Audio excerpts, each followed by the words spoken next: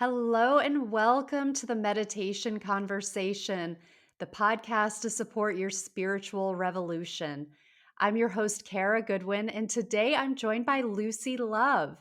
Lucy is the voice and visionary behind Purely Being Guided Meditations, an inspirational platform and podcast with over 170 meditations designed to help you tap into who you truly are, awaken deep self love, and manifest your dream life. So, welcome, Lucy. I'm so happy to connect with you today. Hi, Kara. I'm so happy to be here with you too. So, let's start by talking about your meditation journey. What brought you to using meditation as a tool? Yes, something I've noticed in my life is a lot of the best things kind of happened serendipitously, and I couldn't really see the power of them in the moment. And my meditation journey was no different because it was actually my mom who began meditating after she had breast cancer. It was kind of part of her healing journey, and she connected to it through Deepak Chopra. And so she was doing this transcendental style of meditation morning and evening, 30 minutes. Um, and that was just kind of a constant in the background for my life when I was a teenager that I didn't even think too much about or even question. But when my friends came over, they were like, "What is your mom doing?" And I was like, "She's meditating." And one of them asked, "Can she teach us how to meditate?" And that was the very first, like, I had never thought to ask her or anything like that. And so she just taught us this very simple, feet on the floor, hands on your lap, breathing. She gave us her mantra to use, and I used it for years. It worked for me really well. Um, and that was that. And then I felt this calling later that evening to try it. And the first time I tried to meditate, I found it very frustrating. I was like, "No, this isn't working. This doesn't work for me." But it was this weird inner impulse that kept calling me back. I would just at random points in the day or in the evening before bed feel it.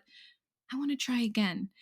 And then I had this moment where I was just sitting on my bed and I felt this calm relaxation come over me, and it was like I felt like I just like it was the first breath I truly took in this lifetime. I was like like this weight just lifted off my head. I was like, this is what is this? Yeah. Really. And I didn't even really realize that I was just carrying this low level tension. I think that's quite common. I'm not Mhm. unique in that, but my whole life just a little bit anxious all the time. And this was like a different feeling. And yeah, around that time, I started to practice yoga, and it just became a part of my daily life. I was kind of seeking out that feeling, I guess, that experience of just floating above the clouds for a second. Um, and something I've noticed with meditation, it's beautiful, with the having done it for years and witnessed many other people do it as well. There is this kind of natural progression that happens, this natural questioning. I find a lot of us have had the same experiences, that where you all of a sudden, feel one with everything.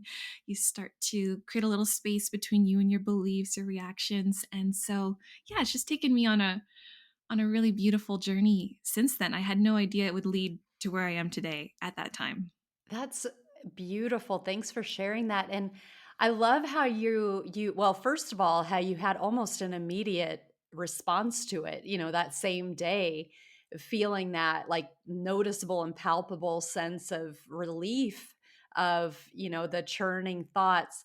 I know for me personally, it took a little bit longer before I felt like my first real, like, whoa, what was that? And it was light.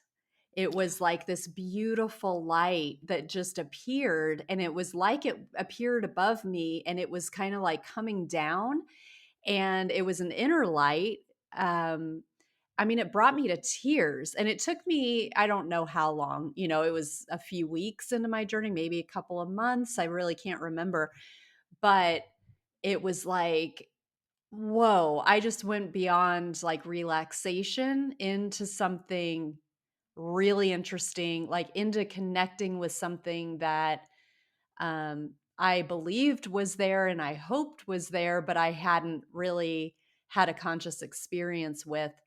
And it was, again, like it reduced me to tears. I was so, it was just such an incredible experience. So, it's really cool how there are these different levels almost of experience that we can have, and it can be kind of a cumulative thing over time where we get like little tastes of it, and it's and they, like, for me, I'd never had an experience like that before, so it seemed like the pinnacle experience that was possible, because in my frame of reference, that was a pinnacle experience, and I'd never been as far as that before, and but it is so cumulative that it's like, yeah, that is a step, and then there's more, and there's more, and there's more. So it's really fascinating how these things show up for us and the little like gift bombs that are there for us along the way. So thank you for sharing that. That's beautiful. Yes, and oh, I loved hearing about yours too. I was just looking at the structure you have on your wall, like the mandala. I was just seeing that blooming, and I definitely wanted to include too. It wasn't like immediate meditative state. I think it was also because it was in the evening. I've always found it Mm, easier to kind of tap into that ooey gooey state in the evening meditations. But yeah. for me, the first couple years really were just focusing on quieting the mind with Mhm. those just kind of brief interludes of my mind is quiet. And then, thinking, oh, And my mind is quiet. And I have to go yes, back again. So right. Yeah, we just it was chase it, cumulative. right? Hmm. Yeah, yeah, that's beautiful. So, what made you begin to create your guided meditations? Yeah, that was a kind of another serendipitous, spontaneous, unplanned thing. Um, I had a wellness blog and I knew I wanted to create content that helped people, served people, and I had a YouTube channel that was more like smoothies and like 5 books to change your life kind of vibe. And then I created a Patreon as kind of a supplement to that. And I was thinking, what could I create for people that would be of value? And I had done my yoga teacher training fairly recently. And at the training, everyone kept telling me, oh, Lucy, you should make meditations. I love listening to your voice. And um, Yeah. I I noticed wasn't, that as soon as we started. I'm like, "Oh, yeah, you've got a great voice for meditations for sure."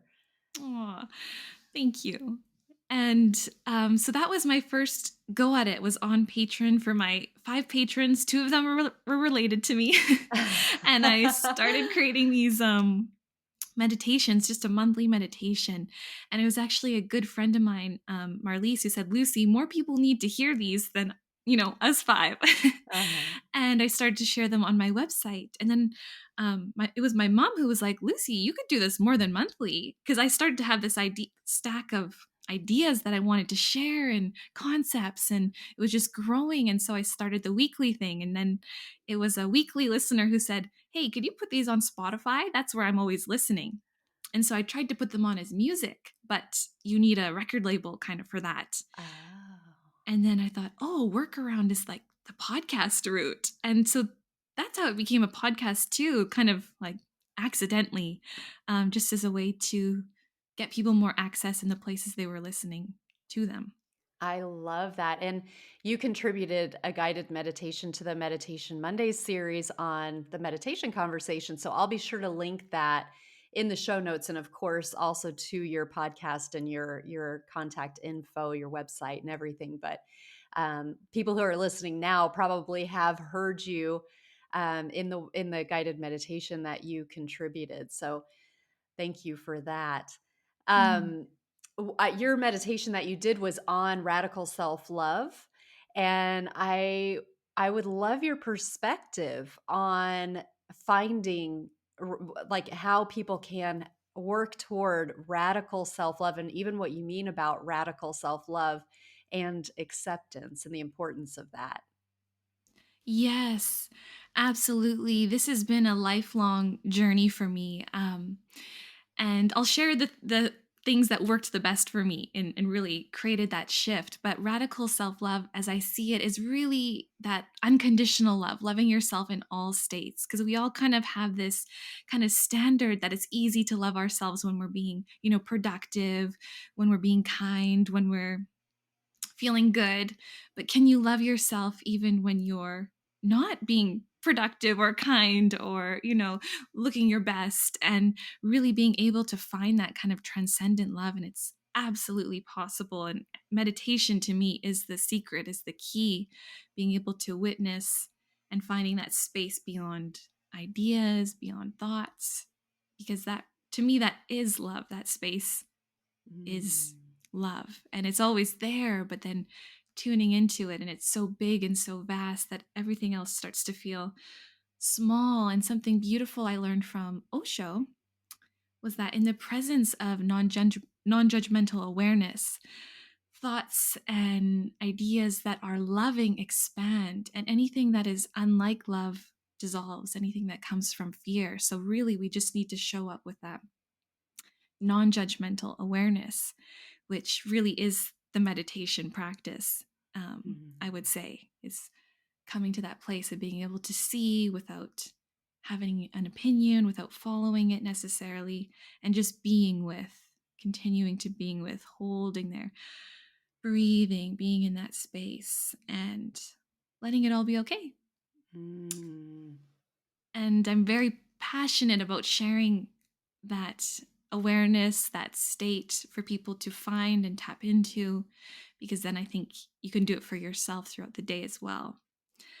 And so, yeah, that radical self love, being able to love yourself in all states. And I'm sure you know this. I think most people in the spiritual world are familiar with the concept of, the mirror universe, as it is within, so it is without.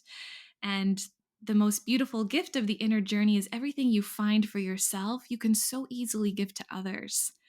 And it's been just this exponential gift, the love I've been able to extend to others, the grace, because I've held myself through those difficult emotions or embarrassing, shameful things. When it comes up for someone else, I can be that person who's like, hey, it's okay. It really is okay. Yeah. Um, Yeah. yeah.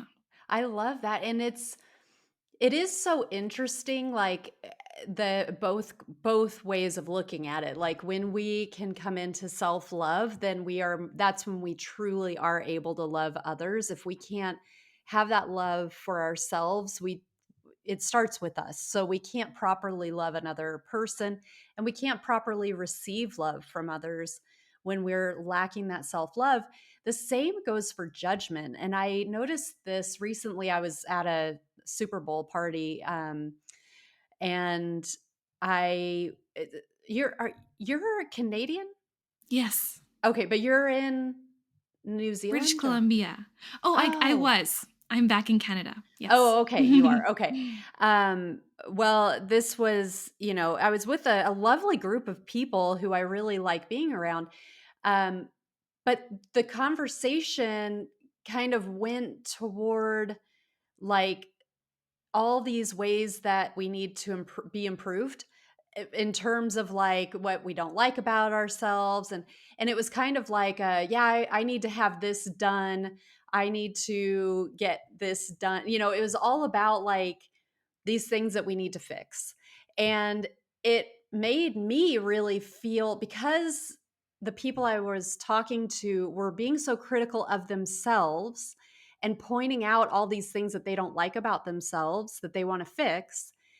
It really like made me automatically turn the laser onto myself, like, oh wait, I have that, or I'm like that, or I do I need to have laser hair removal, or whatever it is that we were talking about. It was just like, are my eyebrows okay, are my and it was like, oh, I haven't had my nails done in a long time. It just that all those kinds of things, like as they were highlighting these things about themselves, it was like, oh, if they're criticizing themselves on this, they've got to be criticizing me as well, because I'm not doing any of that. And it really kind of made me like, not not paranoid by any stretch of the imagination, but very much more aware of my physical flaws, and the things that I don't pay attention to were suddenly like these beacons of flaws. And it was just very interesting of like, oh, we unwittingly, because I think a lot of times we also are wanting to, like, there's an attempt to be humble with some of these things where it's like, oh, I'm flawed. And, so don't worry about me. Let me like shrink myself down so that you know how unworthy I am. And we're like almost trying to comfort somebody else or Mm. build somebody else up by tearing ourselves down. And we're not doing it consciously, but I do think that there is like a kindness, almost like a misplaced attempt at kindness in that exercise, of like, wow, you propping somebody else up, attempting to prompt somebody else up by like diminishing our light. But it was just like very interesting to be able to stand back and be like, oh, what this actually does is put everybody on alert and make us scramble to be like, oh yeah, I've got to take care of hair and eyebrows and all of this because I'm not measuring up in also. Does that make sense? It was just Mm. a very interesting contrast or like how like we pull others into that when we're doing Yeah. that. And I was really getting this visual, and I totally relate. And there's a part of me that's very vain too. I slip in and out of all that Yeah. kind of stuff as well. Yeah. But yeah, I was just kind of seeing this like open field, and then what we focus on expands. So it's really just lighting up that reality where this is Mm. important, that you are groomed in this way or you look in this way. And I think that's one thing I really love about meditation too, is it really takes you back to like out of the distortion, and it's like, does it really make a difference if you have hair on your legs or not, for example, Mhm. or a mustache or not, and Mhm. like functionally, no. And hair actually serves a purpose, especially if you're in Canada, to keep you warm. In the winter, And right? yeah, and like it's one thing if it's like scratchy, abrasive, maybe beard giving you a rash on your skin, like that's something you can work through, but just like the actual function to kind of come out of the Maya of opinion and into like, is this actually a problem? And I think meditation gives that space. And then from that space, you could still, choose to kind of go along with something or not. But yeah, I think it's really cool how you had that experience, you're able to see it. And I can totally relate to what you're saying. Like you're a natural harmonizer. So you kind of join on in on the conversation and like, oh yes, I should, pluck my eyebrows as well. Or Yeah. and that's something I'm actually personally working on in my life, is not harmonizing so much, just staying and holding where I am, Mhm. and not mirroring so much. And even I've been practicing with my mom, not constantly giving conversational affirmation of like, yes, you're right, like, and it really forces her to just sit with what she's saying and have to validate herself, and vice versa for me if she does it for me, where you're just left to like stand where you are and hold what you're holding. But kind of, yeah, Yeah. releasing that natural, because quite often if you're a loving person, you'll go to wherever they are, but Mhm. really you're only of value when you stay in that loving space. Yeah, so true. And I think it's worth all of us kind of reflecting on that paradigm where we do tend to knock our own heads off to make other people taller, and what that actually does. Like it actually gets us all in um that flow of like, well, this is how I'm wrong. This is how I'm flawed. And yeah, we have flaws and there's, you can go the other direction and be like completely arrogant and, I'm so perfect, of course you can go that way, which is also detrimental to to the conversation, but there is like this nice balance where it's like just being mindful about how am I holding this space and what am I projecting onto everybody? And is there a more uplifting way to lift somebody up than to put myself down? Because it can kind of downward spiral the conversation. Absolutely. Yeah. Yeah. And Yeah. as you're talking, I'm just kind of imagining myself in that scenario. And I was just thinking, questioning the other person, questioning what they're saying could be kind of a bridge there too. Um, Yeah. I'm kind of thinking along the lines of Byron Katie's The Work, is that Mm. true? Is that true? Yeah. Just bringing that even into the conversation. And how do you feel when you think that thought that you're wrong in some way? And who Yeah. would you be without that? And I'm just thinking, oh, and of course you need a willing audience. Some people might just be like, what are you talking about? Or I need this. exactly. Yeah. Yeah, you gotta know who you're talking to for sure. hmm Yeah. Read the room. But I was Yes. just thinking that could be a way without, because you're not making it about you. You're just staying where you are, but bringing in that questioning. Because we all Mm, know in our hearts, like the other person is pure light, their beauty. But I've also sometimes I'll, try to pump them up a little too, in almost in a false way too, when really they kind of need to sit with where they are and what they're doing. And so just kind yeah. of bringing in the questioning, I think I'm just realizing in this moment could be helpful. I love that. Yeah. Well, it's taking that a little bit further and talking people through kind of their own process and getting to truth within them. Can you talk a little bit about the path of finding help an individual's path to finding their genius or their flow or their purpose? How do you find the most direct or authentic route toward that? Yes. Oh, I'm so glad you asked about that because this is something I'm like, woo, always buzzing with. I think the first step to everything in my life, just if I reflect on how I've uncovered any gifts that have occurred, is intense desire. I think there's that first feeling of like, am I gifted? Do I have a purpose? Like, am I valuable? And there's this intense desire to have a purpose or to know your gifts or to have gifts. And I've definitely been on both sides of the fence. I would say in my late teens, early 20s, like I really felt like nothing, Um, but I wanted to be something, not in a worldly sense, but I wanted to, yeah, know myself and have a purpose and serve the world. But I didn't know what I could offer the world, honestly. And I Mm, remember just thinking, if I'm able to find, happiness or love, like mark my words, I will help others do the same. Like I'll take them down that path too. And so I think that intense desire is sets in motion a whole bunch of things that kind of bring the process to unfolding. And then after that, to me, meditation, it just really is such a root connector. It really is like plugging into the socket. And I mm, just found like it starts to work on you in its own way. You really just have to show up and you're just sitting there, maybe quieting your mind, calming down. Now there's more science about kind of going into those deeper brainwave states and what that does for you. But I really feel like we all are that Christ consciousness. We all are perfection. We are, created in God's image, for lack of better words. And so that's everyone. That's in everyone. And just mm, like, I don't know if you've ever seen that documentary, um, Joseph, or it's not a documentary, it's actually just a movie about Joseph Campbell's work, The Hero's mm. Journey. It's called Finding Joe.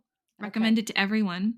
And in it, they have a great visual of this golden statue that's been covered by mud over the years. So it kind of appears like this kind of black, globby statue. And I think that's us. That's humanity right now. And the globs are like all these beliefs and these kind of false identities and programming that's been passed down. And so really it's just about pulling off those layers. And then underneath there's that gold. The gold is what's really there.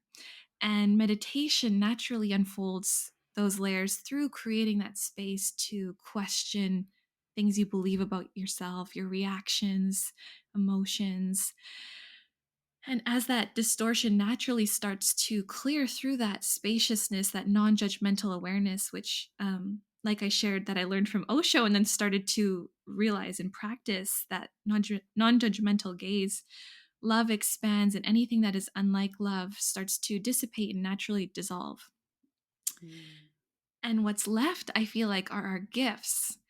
And really, I think if there's anything that's lacking, it's really the framework to hold a diverse set of gifts because gifts are so nuanced. And like Einstein said, if you judge a fish by its ability to climb a tree, it'll always fail. I think we have like these like 10 lanes of gifts that if you don't fit into, like you're not gifted. And I think as that expands spontaneously, more gifts will start to appear and become more apparent. Because even I've learned, even triggering someone is a gift. So those kind of rebel rousers and the naughty ones, they're Uh, serving humanity deeply too, but we haven't quite been able to recognize that energy.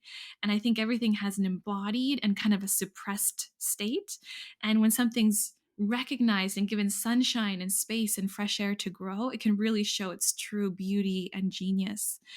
And so I would say for the individual, it really is having that desire, which I think we all kind of innately have, but really opening to the possibility that it could manifest, that you could be more than you imagine. And actually, what really started my spiritual journey was through meditation and realizing that I was just a collection of other people's ideas and beliefs and wondering if there was anything else underneath. And that was kind of my great fear, mm, that there wasn't. yeah. um, and then through that, kind of discovering the spacious, still I am, and feeling my authentic energy start to arise. And then the gifts, nothing came all at once. I've noticed there's a serious lag time between my desires and realization. But then looking back over a decade later, I can see how, wow, yeah, things did start to kind of naturally sprout and seed and arise. And now I do genuinely feel like a gifted person, not any more gifted than anyone else, but gifted, Mm, like we all are. And so I think it kind of all comes back to that meditation, just, taking the journey, and the desire, I think, will fuel the continuity of the practice and the return to it yeah. again and again. I love that. And I love how you're talking about just that really the genius and the purpose ultimately just being who are we authentically beyond who we've been told we are, who we've been trained that we are, who we've been conditioned that we are. Because I think that so many people get caught up in what's my purpose? And that equals my career, or that equals the work that I'm doing. And that might be, it may be that you're not meant to be an accountant. You're really meant to be a spiritual teacher. It very well could be. But it also could be that you are meant to be in the mainstream public doing the work that you're doing, or you're meant to be at home being the mom that you are, or you're meant to be something that is not necessarily innately spiritual, but you are meant to be exactly where you are, engaging with the people that you are in the authentic way, that you're bringing that vibration, you're bringing your wisdom, you're bringing your light to what it is that you're doing. And the only way you can do that is by lining up with your true authentic eternal being, without the conditioning, or peeling away as much of that as you can, so that you're getting deeper and deeper into that crux of who you really are. And so in that, by that definition, your purpose is different. It could be different than your work, or different than, like, what you see yourself doing in a professional capacity. And that opens up the idea of purpose to being immediate, to being exactly Mm. right now, not once you stop doing the work that you're doing, not when you're not an accountant anymore. You've saved up enough that you can let go of that and you can really make the leap to, being the whatever, the fill in the blank. It's makes it, I think, much more accessible in terms of, like, oh, I don't have to leave my family. I don't have to go and join a monastery.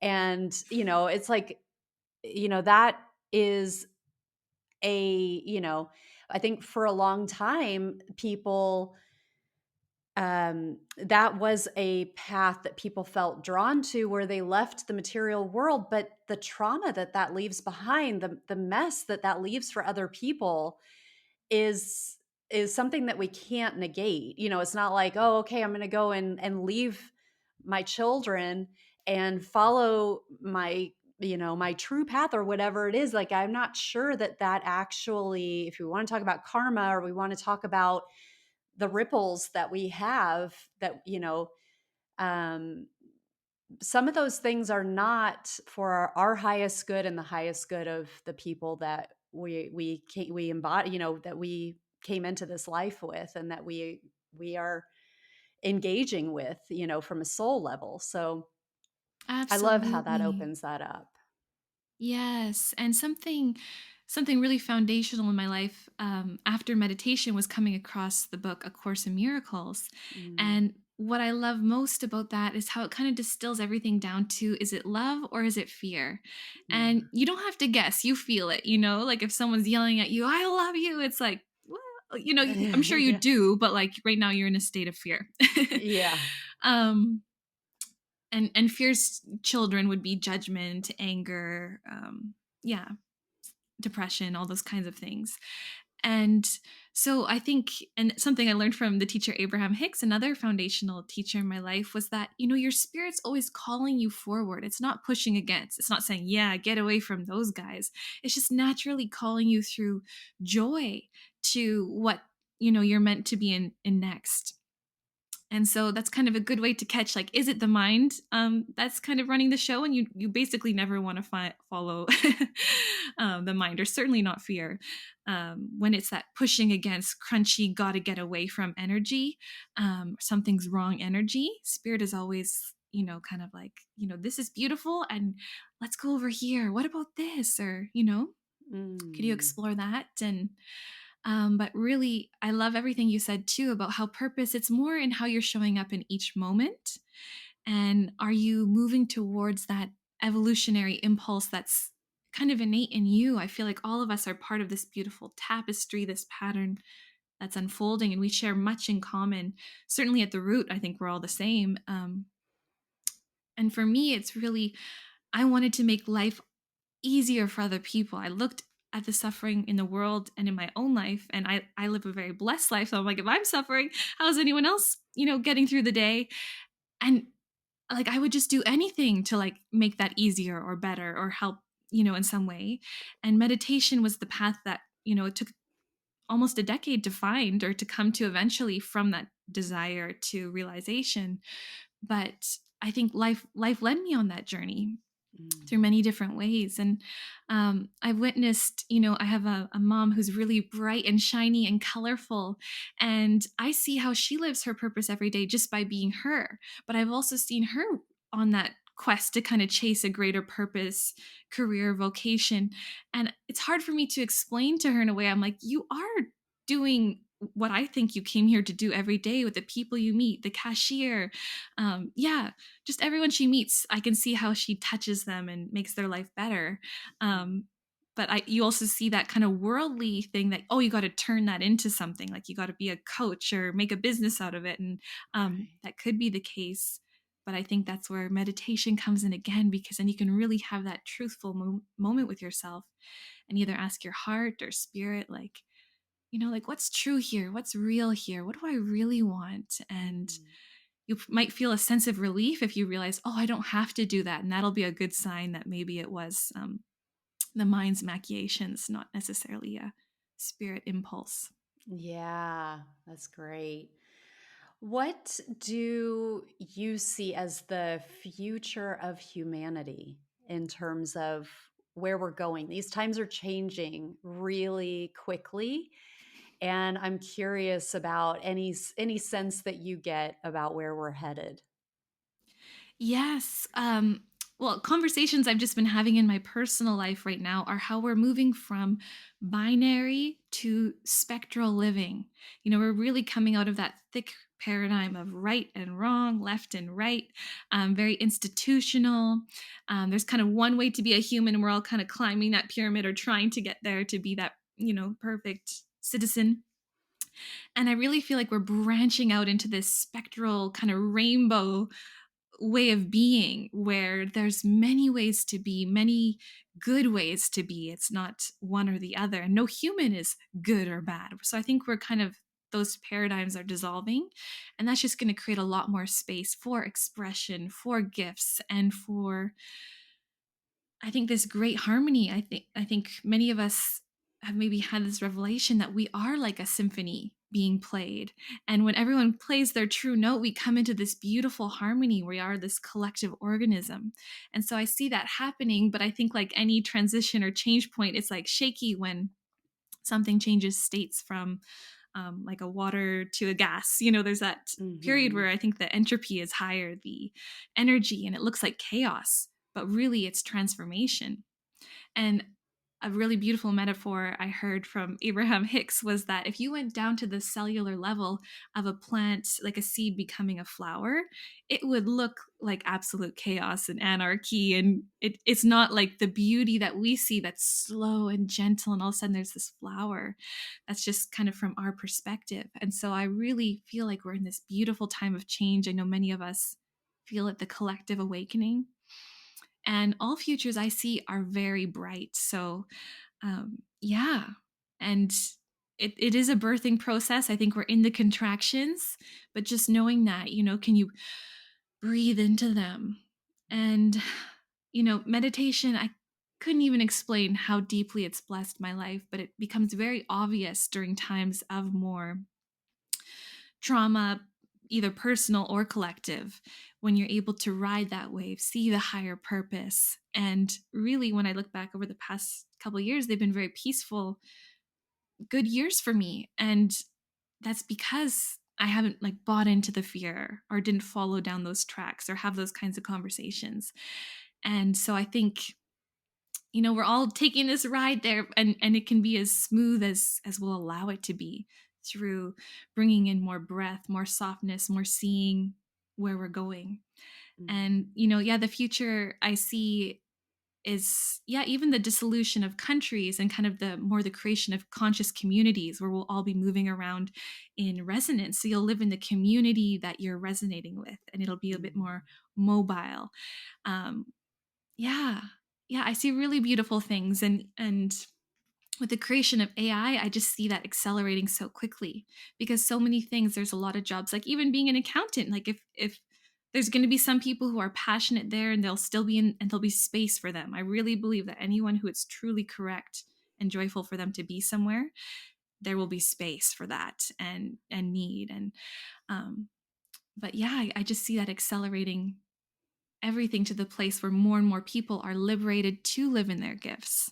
Mm. And I was talking with a friend the other night about how it's the dissolution of the end and the rebirth of the means. Because if you don't need to create something because a robot can do it, then it's like, why would you create it? Because it brings you joy. Why would you write something if AI could write the novel?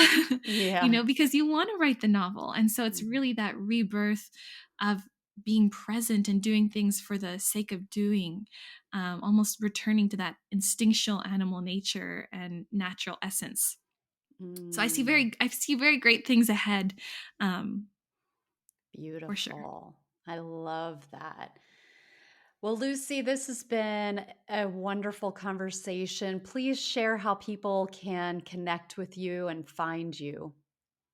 Yes, you can find all my meditations under Purely Being Guided Meditations on all podcast platforms. Excuse me. And then I have a website, purelybeing.com. That's where all my courses are, blog posts, things like that. And then I have an Instagram at Purely Being that I post on sometimes too. Wonderful. Well, thank you so much for sharing your insights and your light today. I really appreciate connecting with you. Thank you, Kara. It's been a pleasure. Truly. Thank you.